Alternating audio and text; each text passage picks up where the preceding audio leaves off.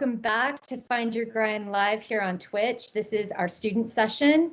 I usually am one of the co-hosts for our Wednesday session, but super happy to be here with our student session because we want to provide some of our tools here for you as a transition from our really great discussion yesterday on power skills. If you didn't get to check it out yesterday, you can find it down below. With me today is Amy Ahearn from Pathstream. I would love, Amy, for you to introduce yourself really quickly, if you don't mind, and tell us about who you are, what you do at Pathstream, and if you could, how did you get there? Yeah, thanks, Lauren, and thanks for having me. So I am the career strategy lead at Pathstream, and Pathstream is an education company that builds certificate programs that teach college students digital skills. So things like digital marketing or data analysis or Salesforce or project management. And then my job is to help students that have completed those certificates actually get a job. And so that's what I'm going to be talking a little bit about today. I actually started my career teaching in rural Malaysia, so halfway around the world. And then I worked on programs that brought teachers from all different countries to the United States to train them in student-centered teaching. And it was there that I learned a little bit about online education and the potential to start to bring learning resources to people around the world using new online tools. So I got my graduate degree in learning design and technology. I trained doctors online, then social entrepreneurs, and now I've been working with college students through these online learning programs. So glad to be with you all here today online. That is so awesome. Thank you for sharing your story and how you got there. I have a similar kind of path towards I would say it's the opposite end though. I actually started in higher education and online learning design and then have kind of moved, beyond that. But I'm curious because our whole focus today is, on the heels of power skills and then talking about what is valuable to us. I wonder if you could share, because I think this would be great for our audience, what was really valuable to you in terms of that kickstart to your career? You went to rural Malaysia. That seems, for a lot of people, super wild and really out there. What drove you to do that? My mom had been a teacher, so I had always been really interested in education and sharing literacy and books with kids. But I just wanted to see the world and kind of get outside the bubble that I had grown up in. And so this was a exchange program put on by the U.S. Department of State. So I went over there with about 21 other teachers and just lived for a year in a small fishing village. So it was very exciting. That is so awesome. I started my teaching career actually in a middle school in rural agricultural Southern California. So it was a different geographic location, but very similar experience. And that's what took me to my TESOL program, teaching English as a second language, and then through there, learning design. So again, the opposite kind of, very, very parallel story there. So cool. I think learning more and more about how people get to where they are is so important because we learn very seldom is there a straight and narrow path, right? There are lots of choices that kind of are introduced to us and we navigate that and then we evolve over time, right? So this is super exciting to have this conversation with you. I'm actually going to share my screen and walk through an activity that our viewers, all of you at home, can share with your friends, can actually go through to think about values yourself. And so what we have done at Find Your Grind most recently was take some of our curriculum pieces and make sure that we could actually share them with a broad audience and you could use them anytime, anywhere. So a handful of those, if you go to findyourgrind.com, you can register and sign in. I'm already signed in, so that's why I skipped that. But if you hit our Find Your Grind at home and scroll down, you can find an activity called May the Best Value Win. And this is really related to our conversation here. If you open it up, you can really see prioritization of values. And I have found, I know all of our team at Find Your Grind has found that, it's even part of our ethos. Really understanding what is valuable to you helps you understand how you talk about your life values, your lifestyle, the life you want to live. And so we are big proponents of flipping the funnel. And instead of asking, what do you want to be when you grow up? Asking, how do you want to live? And why do you want to do those things? And this is a really great framework for helping to situate that. So you can find it on our website. I'm going to go through just a couple of these with you, Amy, if you don't mind. And let's kind of talk about like, why is this more or less valuable in your life? There's no right or wrong answer, by the way, for anyone. This is just a framework to kind of think through these choices, right? So let's start on the left. And I would say, huge disclaimer, coming back to an activity like this over time is really important, because I don't know about you, Amy, but in my own experience, for example, when I had kids, some of my values changed, right? When a parent died, some of my values changed. And so there are moments in your life that you actually have to come back and recalibrate. Even something amazing like getting a new job. You're like, ooh, my values are now changing, right? Would you say the same is true for you, Amy? Yeah, definitely. And I actually most recently worked at an organization that had company values, which I think is really common these days, of defining kind of the organizational values. And we used a model which was called values intention, because in some situations you might identify with a value like audacity, and that would be appropriate. And in others, you wanted to be more humble and identify with humility. So even in particular circumstances, things can change. I love that you just shared that, because that's actually a really good segue. I won't jump too far ahead, but when people are looking at companies, at potential jobs, if you are searching on their site and you can find their company values, right, that is a really good place to then look and compare, how do your personal values actually match? Would you be a good fit even before you submit an application, right? So really kind of exploring that and seeing like, how does that culture kind of, fit with you or not? So cool. Let's jump into this and see, of the top two on the left, growth versus competition. What is more valuable to you? These are so hard, but I'd say growth. Yeah, I would say at this point, growth for me also. Um, let's go just for fun to the right, happiness or trust? I'll go with happiness today. Cool. Yeah. I, again, like going back to different points in your life and being able to calibrate, I would say trust is more important to me now, because I have, and again, it's all personal. I've been going through this kind of journey of happiness where I feel like I want to scan for trust in environments now. So, always good to kind of like, really think about why one value is more or less important to you personally at this moment, right? Just below that, around communication or flexibility, what's more important to you? I guess flexibility. I would agree. I would agree. And for me right now, right? Remember, this is Yeah. all like personal opinion. There is no right or wrong answer. Flexibility is key. And I know right now in the current state of like the world, we're seeing more and more how flexibility is really important. So that's cool. Let's jump over to the left. Recognition or beauty? I guess I'll go with beauty.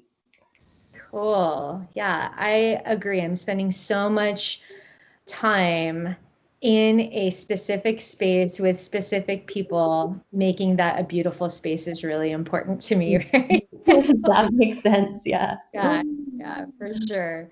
And then just below, intelligence or freedom? I guess I'll go with intelligence. I think also informed by this current moment and trying to listen to science, even though we all want to get out of our houses right now. Oh, that's a really good point. Oh, this is real. If you could put a star on that one for this moment in time, that is one to really unpack with friends, like ask them about why, right? Oh, that's so good. Okay, so remember, you can find this on Find Your Grind at Home. You can just click on, may the best value win. Again, there is no right or wrong answer to this. This is an activity in exploring your personal value system, but you could reuse this even like with your roommates, and figure out like what are our house values, right? And how will we agree on these? Or this could be a good, example for maybe if you're like working on a startup and you want to have your team really think about what is valuable to us as a team, right? So you could use this in a lot of different ways.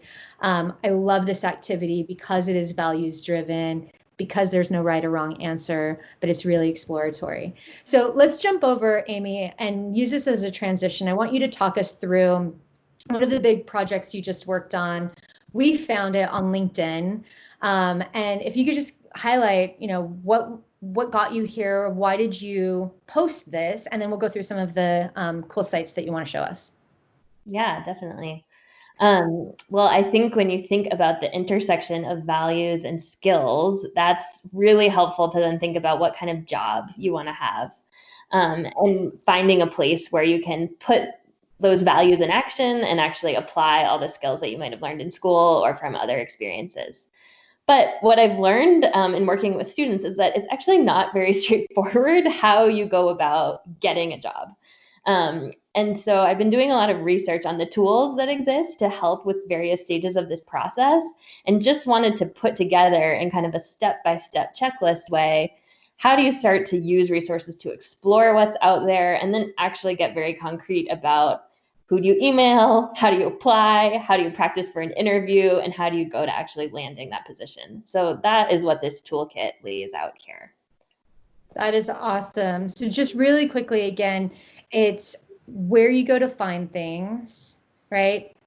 How, and I think step 2 here really captures part of that value connection that we were just talking about, right? If you've never thought about your personal mission statement, that value system can really help with that, right? Exactly. Step 3, tell us a little more about this.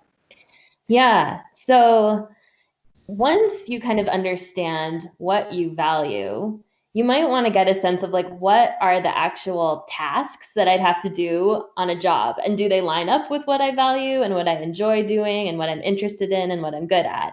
So there are several different useful kind of assessment tools. One is called My Inner Genius. One is called Career Coach from this group called MC.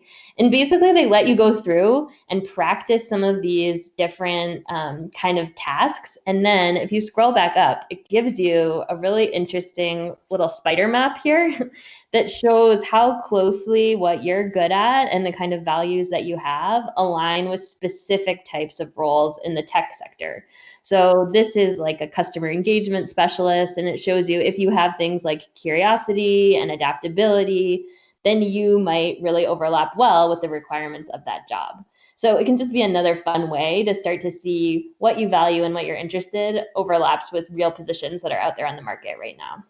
I love this so much. I love spider maps. You get to see where you are in relationship to others and relationship to the world. It's so powerful. I love that so much. Cool. And then going down to step 4. Yeah, this is a really fun tool. And I think you actually have it pulled up on another tab called the extraction demo from MC Skills. And basically what this does is you can copy and paste in your resume or even a syllabus from a course that you've taken. And what it will do is pull out the skills that align with common job descriptions. So okay, I've taken this course on statistics. I actually know things like R or Python or quantitative data analysis. It will pull out the kind of keywords that then you can use to search for jobs or highlight in your resume so that employers could find you. So it's kind of a fun thing just to play around with too, of copying and pasting different text in here and seeing what it pulls out. That is so cool. It's basically like a digital translator of things you've already acquired, right? Skills you've already acquired. So cool. Yeah. Awesome. Okay. And what's going on here? What's this all about? Yeah, this is another fun tool to play around with. So you can put your resume, and for people that haven't prepared a resume yet, it's basically just kind of a history of the experiences you've had, the jobs, the internships, any courses you've taken. So you can create a template, one of those, and then if you're like, is this even good? Is this on track? Will this help me get jobs? Put it into a tool like VMock, And it will basically give you kind of a score and suggest areas where you could, emphasize more of your competencies, more of the impact that you've had, some of the presentation skills. So this can just give you quick feedback before you even apply to anything. Oh, everybody needs a good editor / second pair of eyes, right? So I love this so much. And with the scoring, you can really see like, am I even doing a good job? This is great. Okay, step 5. Okay, so step 5 relates to applying for jobs isn't just about kind of searching for things on the internet and then sending out your resume blindly. You actually want to tap into the people that you know too, whether that's teachers that you've had or classmates or parents or friends. So one of the things that most people might be a little shy about doing is actually just putting together an email and sending it out to the people they know saying, this is what I'm interested in. These are the kind of values I have. These are the kind of skills I have.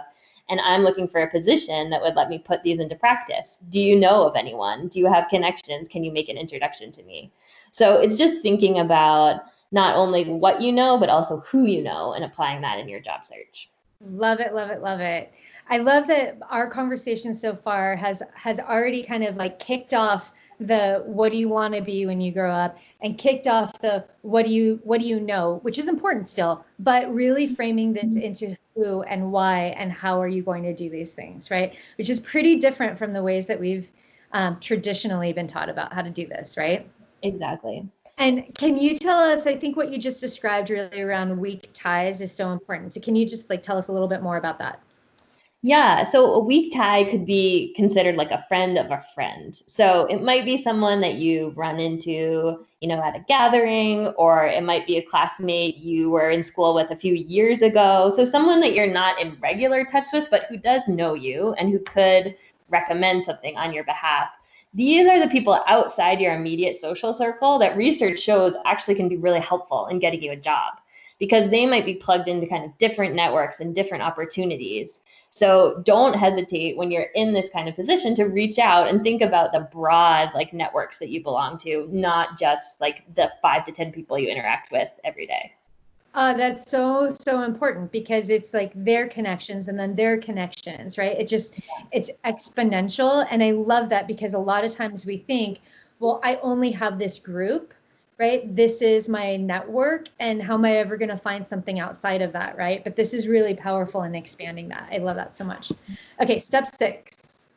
So this is actually just a template. If you're wondering, like, how do I go about emailing people and saying that I'm looking for a job and, I need your help. And that might feel like a little bit of an awkward thing to do. Well, if you scroll down, this has like a template that you can adapt and send out to people in case you're looking for what does this look like and how do I get started? I love that so much. Everybody needs a good blueprint, right, to follow. Exactly. So this is awesome. There's the how-to with the bullets and then an example, which is so important. I even, as a seasoned professional, always look for an example of what I'm trying to achieve still. So this is so powerful. Step 7. Step 7. So one thing I didn't know about is when you are applying for jobs, there's this whole group of people called recruiters whose whole job is to help other people get jobs. And so they spend a lot of time on sites like these ones I've listed, looking for different profiles of people who might match the opportunities that they are seeking to fill. So this is a list specifically of job boards and job sites that are for students and for entry-level career seekers, where you can go in and set up a profile that kind of highlights your picture, the skills you have, the work experiences you've had, so that people can actually find you. And if there are relevant opportunities, then they'll be ready to reach out. That is so great to know. Yeah, now like that whole network is really getting bigger and bigger, right? Exactly. That's great. Okay, step 8. So if you haven't used LinkedIn yet, it is a cool site just to explore because you can see kind of everyone's trajectories of how they got to the roles that they're in now. So if there's a position that you really think you're interested in, you can actually search for who has that job now and kind of look at how they got there. And one thing you can do, especially in this kind of job market where a lot of companies have stopped hiring, one thing you can actually search for is people that put in their profile still hiring and look for them specifically, because they're the ones you could reach out to directly via a LinkedIn message to start a conversation or an informational interview to see what opportunities they might still have. That's amazing. So if those of you, watching at home or joining us from home, if you have not used LinkedIn, you can go through and create even your own basic profile. In the search here, you would just type in other people. You can see I've got Amy here, Lauren, her colleague who joined us last night. We've got lots of friends and colleagues. You type someone's name or a job, an aspirational job that you might want. I'll just put in here, I don't know, learning designer.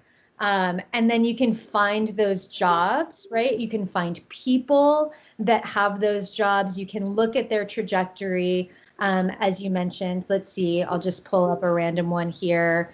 And, I don't know this person, but you can scroll down. And I think this is what you were talking about, right? Like you can find their experience and their trajectory and how they got there. That is so cool. Such a good hack. A really great way to use social media platforms wisely for to improve yourself. That's awesome. Okay, so there's the social or the LinkedIn hack. Let's jump into where were we next? Uh-oh, did I lose it? Keep scrolling down. Yeah. The next one is then actually just setting a quota of how many jobs you want to apply to every day. Because you might think, like, oh, I'm going to apply to 5 jobs and immediately get 5 offers. And the reality is finding a job can be really hard. And sometimes you get lucky and you get an interview right away.